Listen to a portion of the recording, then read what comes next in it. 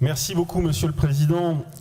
Monsieur le Président, mes chers collègues, je ne peux pas commencer non plus mes propos en associant l'ensemble du groupe de la majorité régionale pour avoir une pensée pour notre collègue Laurent, qui était notre compagnon de route depuis bientôt 10 ans. Nous cheminions avec lui. Nous garderons en mémoire sa discrétion, sa loyauté, son dévouement et l'efficacité qui était la sienne au service de la région. Au nom du groupe de la majorité régionale, je voudrais également adresser au groupe du Rassemblement national notre soutien après la disparition de Marie-Françoise Kurdial ainsi qu'à sa famille.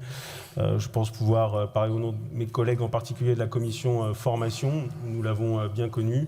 Au-delà de nos différences politiques, c'était une personne d'une courtoisie incontestable. Et je voulais commencer cette séance, ces propos, par une pensée pour nos deux collègues.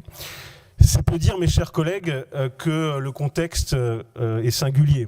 C'est une assemblée plénière où nous allons voter des délibérations majeures pour l'avenir de la région, sur le ferroviaire et sur le budgétaire. Et c'est en même temps un contexte, je reprends bien volontiers les termes de Rudy l'orphelin sur ce point, d'un spectacle national sans fin qui désespère nos concitoyens.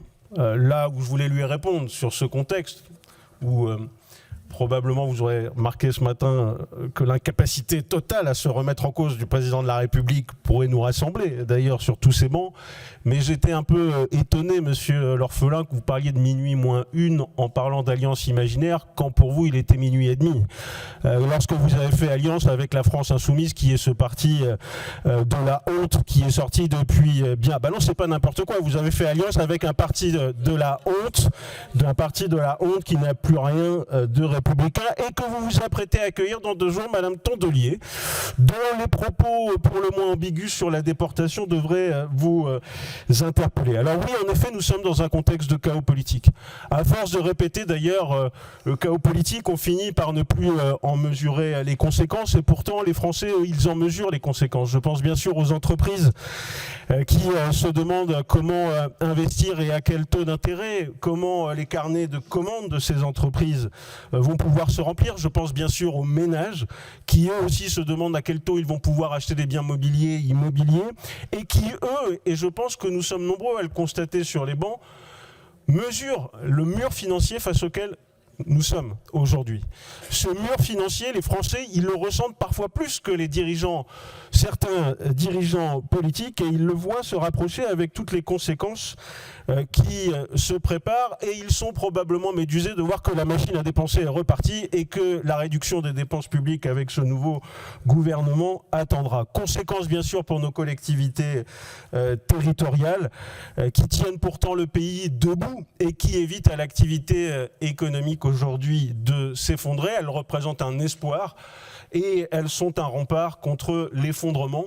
Là où, et c'est convenu, elles ne sont en rien responsables de la situation budgétaire de notre pays, que leur poids dans la dépense publique, et il faut le rappeler, il est de 12% simplement, là où la moyenne européenne est à 18%, collectivités territoriales qui pourtant en France sont régulièrement remises en cause, avec les propos sur le millefeuille territorial ou les nécessités de réforme, et bien pour autant, nous comptons moins dans la dépense publique et nous dépensons pour investir, c'est-à-dire pour permettre à l'activité économique de se poursuivre dans ce contexte. Nous représentons, nous élus des collectivités, une forme d'espoir, de stabilité dans la République, mais peut-être aussi, et je partage les propos qui ont été tenus sur les différents bancs de notre Assemblée, une source aussi d'inspiration.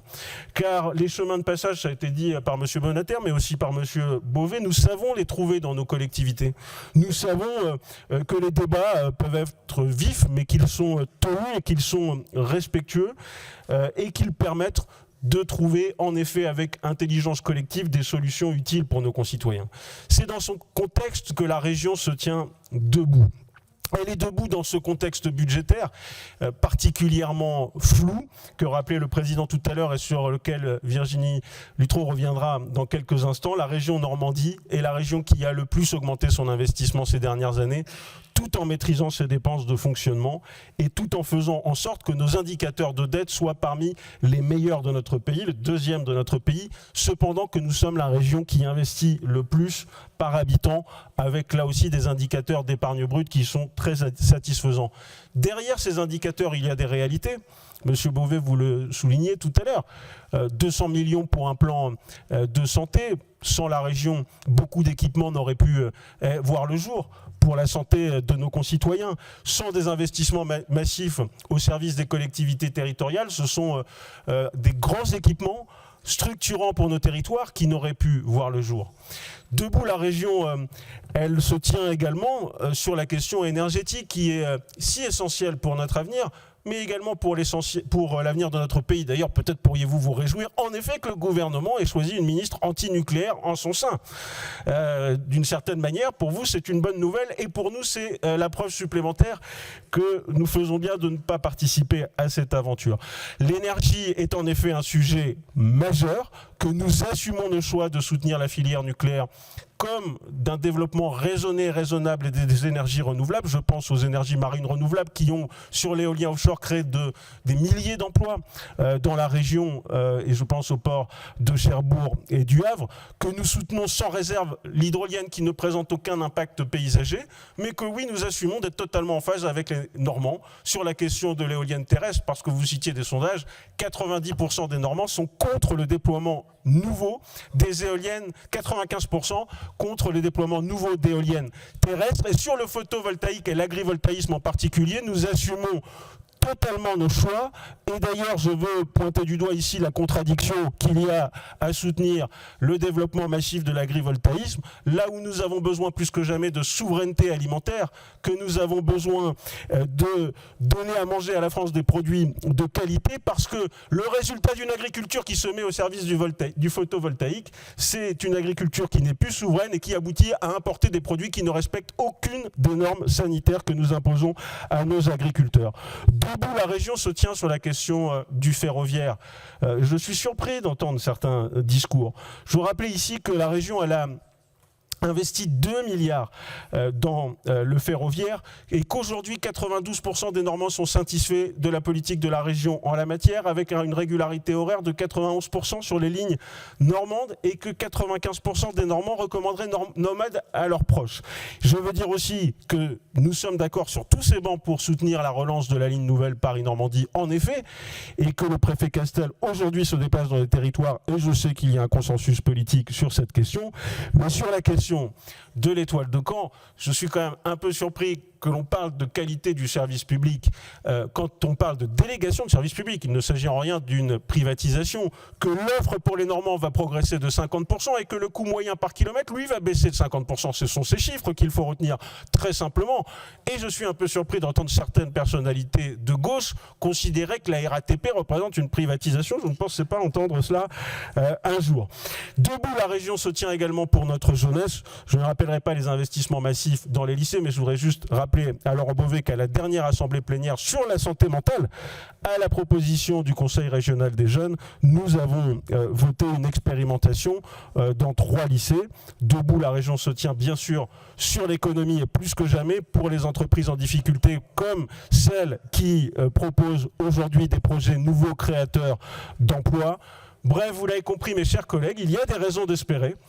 Ces raisons d'espérer, elles se trouvent du côté des collectivités, elles se trouvent aussi du côté de l'action ambitieuse de la région. Notre fidélité, M. Penel, à l'action de la région et à son président est totale parce qu'elle produit des résultats. Les raisons d'espérer aussi, elles sont dans la commémoration de grandes figures qui, au-delà des différences politiques, nous ont rassemblés, ou en tout cas devraient nous inspirer dans la médiocrité du temps. Bien évidemment, l'hommage à Antoine Rufenacht tout à l'heure prend son sens. L'ancien monde, qui n'est pas si ancien, finalement, était un monde où la hauteur de vue s'imposait plus souvent dans le débat politique et où le débat politique national se tenait dans le respect. Je vous remercie de votre attention.